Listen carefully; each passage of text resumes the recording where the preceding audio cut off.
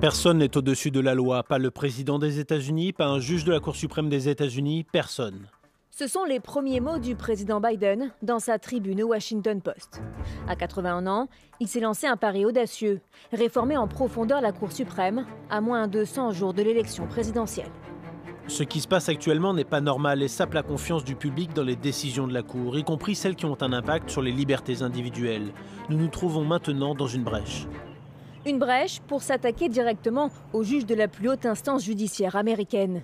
Car ce sont eux qui tranchent sur les grandes questions de société, comme le droit à l'avortement ou encore l'encadrement des armes à feu. Alors, quelles sont les réformes envisagées par Joe Biden ? D'abord, le président américain souhaite changer la règle de l'institution qui n'a jamais été révisée depuis sa création en 1789, la durée de mandat des juges. Actuellement, ils sont nommés à vie. Mais le démocrate souhaite limiter leur mandat à 18 ans maximum. De nouveaux juges seraient aussi nommés tous les 2 ans. Une réforme pour limiter les dégâts, notamment causés par l'ancien président Trump. Car aujourd'hui, sur les 9 juges que compte la Cour, 6 sont conservateurs et la moitié a été nommée par le républicain. Ce sont eux qui, en juin 2022, ont réduit en miettes le droit à l'avortement. Deuxième réforme, adopter un code de bonne conduite pour prévenir les conflits d'intérêts, un point directement lié au récent scandale. Le juge Clarence Thomas a déclaré s'être offert en 2019 des vacances luxueuses grâce à un donateur milliardaire républicain.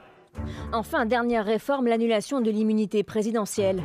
Début juillet, elle a permis à Donald Trump de gagner du temps en retardant son procès.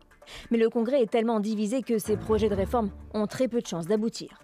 Ce projet dangereux de l'administration Biden-Harris est mort dès son arrivée à la Chambre des représentants. Mais alors, pourquoi Joe Biden s'attaque-t-il à un tel chantier ? Il s'agit de sensibiliser le public et de faire de la Cour suprême un enjeu électoral. D'autant que si Kamala Harris est élue, elle pourrait terminer le travail de son mentor.